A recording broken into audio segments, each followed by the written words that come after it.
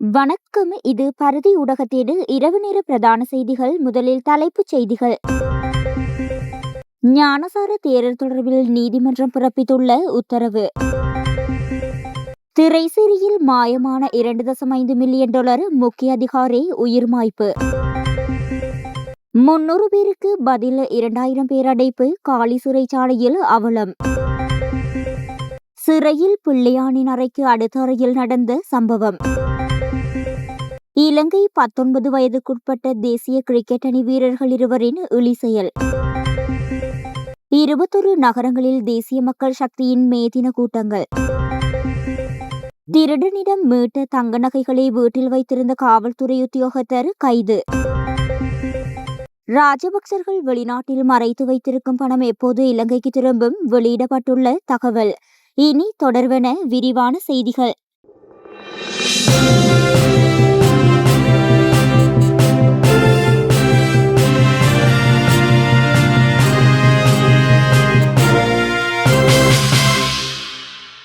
பொதுபல சேனா அமைப்பின் செயலாளர் கலகொட அத்தே ஞானசார தேரருக்கு எதிராக குற்றப்பத்திரிகை தாக்கல் செய்யப்பட்டது. கொழும்பு மேல் நீதிமன்றத்தில் இன்றைய தினம் குற்றப்பத்திரிகை தாக்கல் செய்யப்பட்டதாக தெரிவிக்கப்படுகின்றது. இஸ்லாமிய மதத்திற்கு அவதூறு விளைவிக்கும் வகையில் கருத்து வெளியிட்டமை தொடர்பில் இவ்வாறு குற்றப்பத்திரிகை தாக்கல் செய்யப்பட்டுள்ளது. இந்த குற்றப்பத்திரிகையை தொடர்ந்து அவரை பிணையில் விடுவிப்பதற்கு நீதிமன்றம் உத்தரவிட்டது.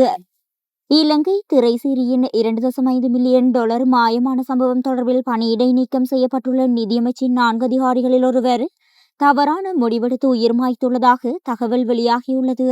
உயிரிழந்தவர் கொலியாப்பிட்டியவில் உள்ள தமது வீட்டின் காணியொன்றில் வைத்து இவ்வாறு உயிரை மாய்த்து கொண்டுள்ள நிலையில் சடலமாக மீட்கப்பட்டுள்ளார். திரைசேரியினால் ஆஸ்திரேலிய அரசாங்க நிறுவனம் ஒன்றுக்கு வெளிநாட்டு கடன் தவணையாக செலுத்தப்பட்ட 2.5 மில்லியன் அமெரிக்க டாலர் நிதி மோசடியாளர்களிடம் சிக்கியமை தொடர்பான விசாரணைகள் நடைபெற்று வருவதால் நிதியமைச்சின் 4 சிரேஷ்ட அதிகாரிகளை அரசாங்கம் பணியிடை நீக்கம் செய்துள்ளது. இந்த அதிகாரிகளில் வெளிநாட்டு வளங்கள் திணைக்களத்தைச் சேர்ந்த ஒரு பணிப்பாளர் மற்றும் உதவி பணிப்பாளர் ஒருவர், பொது கடன் முகாமைத்துவ அலுவலகத்தைச் சேர்ந்த ஒரு பணிப்பாளர் மற்றும் மேலதிக பணிப்பாளர் நாயகம் ஆகியோர் உள்ளடங்குவர். முன்னதாக குறித்த மோசடி தொடர்பான வாக்குமூலங்களை பதிவு செய்வதற்காக குற்றப்புலனாய்வு திணைக்களத்தில் முன்னிலையாகுமாறு குறித்து அந்த அதிகாரிக்கு தெரிவிக்கப்பட்டிருந்த நிலையில் அவர் இவ்வாறு குற்றப்புலனாய்வு திணைக்களத்தில் முன்னிலையாக தவறிவிட்டார் என சுட்டிக்காட்டப்படுகின்றது. காலி சிறைச்சாலை கண்காணிப்பாளர் அலுவலகத்தின்படி காலி சிறையில் அடைக்கப்பட்டுள்ள கைதிகளின் எண்ணிக்கை தற்போது 2050 அதிகரித்துள்ளது. மேலும் இந்த நிலைமையால் கைதிகள் மற்றும் சிறை ஊழியர்கள் பல பிரச்சினைகளை எதிர்கொள்கின்றனர். இந்த கைதிகளில் சுமார் 110 பேர் பெண் கைதிகள் என்றும் சிறை கண்காணிப்பாளர் அலுவலகம் சுட்டிக்காட்டுகின்றது. காலி சிறையில் கைதிகளின் நெரிசல் பல ஆண்டுகளாக காலி மாவட்ட ஒருங்கிணைப்பு குழு கூட்டங்களில் விவாத பொருளாக இருந்து வருகின்றது. ஆனால் இந்த பிரச்சினை இன்னும் தீர்க்கப்படவில்லை. காலி சிறைச்சாலை அந்த இடத்திலிருந்து வேறொரு இடத்திற்கு மாற்றுவார்கள் என்றும் கடந்த காலங்களில் பேச்சுக்கள் எழுந்துள்ளன. 20 ஆண்டுகளுக்கு மேலாக காலி சிறைச்சாலையில் உள்ள கைதிகள் பிரச்சினைக்கு நிரந்தர தீர்வு எதுவும் காணப்படவில்லை. இந்த பிரச்சினைக்கு விரைவில் ஒரு தீர்வு வழங்கப்படும்.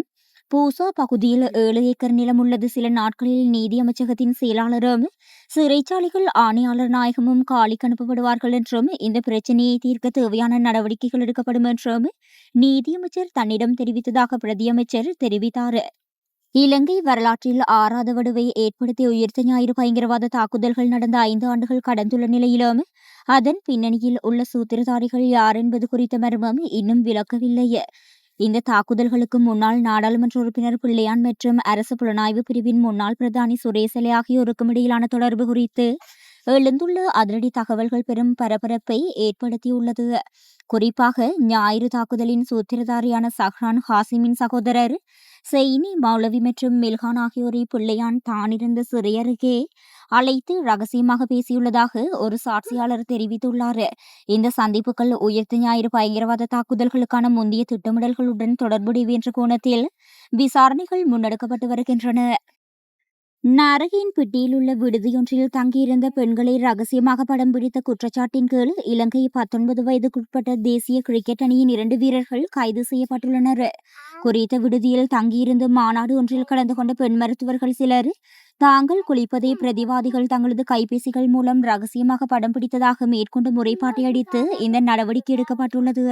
அவ்வாறு பதிவு செய்யப்பட்ட காணொலிகள் இணையத்தில் பகிரப்பட்டுள்ளதா என்பது குறித்தும் தீவிர விசாரணைகளை முன்னெடுத்துள்ளனர். கைது செய்யப்பட்ட இளைஞர்கள் இருவரும் அலுத்கடி நீதவான் நீதிமன்றத்தில் முன்னிலைப்படுத்தப்பட்ட பின்னர் தலா 5 லட்சம் ரூபாய் பிணையில் விடுவிக்கப்பட்டுள்ளனர். இந்த சம்பவம் தொடர்பான மேலதிக விசாரணைகளை நாரகேன்பட்டி காவல்துறையினர் மேற்கொண்டு வருகின்றனர். தேசிய மக்கள் சக்தியின் ஏற்பாட்டில் நாளை மே தினத்தை முன்னிட்டு நாடளாவிய ரீதியில் உள்ள 21 முக்கிய நகரங்களில் 21 மே தின கொண்டாட்டங்கள் மற்றும் பேரணிகள் நடைபெறவுள்ளதாக அக்கட்சி தெரிவித்துள்ளது. இந்நிகழ்வுகளில் தேசிய மக்கள் சக்தியின் தலைவரும் ஜனாதிபதியுமான அனுரகுமார திசாநாயக்க, பிரதமர் கலாநிதி ஹரணி அமரசூரிய மற்றும் ஜேவிபியின் பொதுச் செயலாளர் டில்வின் சில்வா ஆகியோர் கலந்து கொள்ளவுள்ளனர். நுவரெலியாவில் நாளை காலை நடைபெறும் மே தின கூட்டத்திலும் அதனைத் தொடர்ந்து பிற்பகல் மகரகமையில் நடைபெறும் பிரதான மே தின கூட்டத்திலும் ஜனாதிபதி கலந்து கொள்வார். ஜேவிபியின் பொதுச் செயலாளர் டில்வின் சில்வா களுத்துறை, மாத்தறை மற்றும் தங்காலை ஆகிய நகரங்களில் நடைபெறும் நிகழ்வுகளில் கலந்து கொள்வார். இதேவேளை வவுனியா மற்றும் ஜாழ்ப்பாணத்தில் நடைபெறவுள்ள மே தின கூட்டங்களில் அமைச்சர் பிமல் ரத்நாயக்க பங்கேற்கவுள்ளார். நாடளாவிய ரீதியில் உள்ள கட்சி ஆதரவாளர்களையும் பொதுமக்களையும் ஒன்றிணைக்கும் வகையில் இந்த மே தின பேரணிகள் ஏற்பாடு செய்யப்பட்டுள்ளன.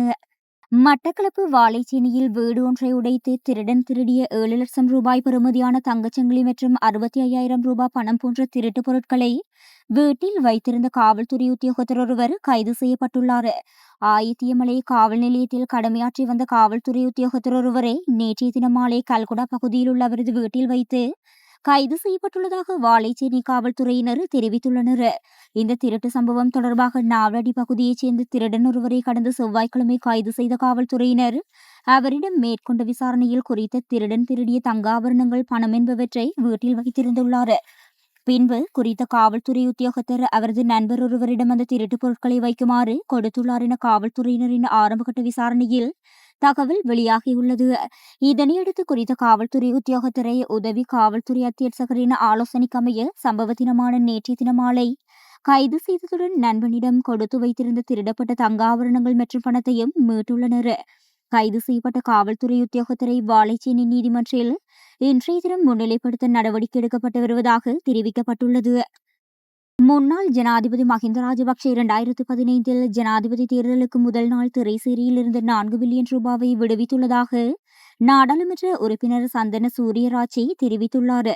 ராஜபக்சர்கள் உகண்டாவில் மறைத்து வைத்திருக்கும் பணத்தை எப்போது மீண்டும் கொண்டு வருவீர்கள் என்ற கேள்விக்கு பதிலளிக்கும் போதே அவர் இந்த விடயத்தை குறிப்பிட்டுள்ளார். எனினும் இன்று வரை அத்தகைய திட்டம் எதுவும் அல்லது குறைந்தபட்ச அதற்கான அடிக்கல் கூட நாட்டப்படவில்லை. இழந்த பணம் எந்த நாட்டில் இருக்கிறது அல்லது அது எப்படி இருக்கிறது என்பது முக்கியமற்றது. அதனை நாட்டிற்காக எவ்வாறு மீட்பது என்ற பொறுப்பிலிருந்து அரசாங்கம் விலகவில்லை. நாட்டிற்கு வெளிப்படுத்த முடியாத செல்வத்தை திரும்ப பெறுவதற்கான சட்டங்கள் நடைமுறையில் இருப்பதால் அந்த சட்டங்கள் செயற்படுத்தப்படும். அது குறித்து எந்த பீதியும் இல்லை என அவர் தெரிவித்துள்ளார்.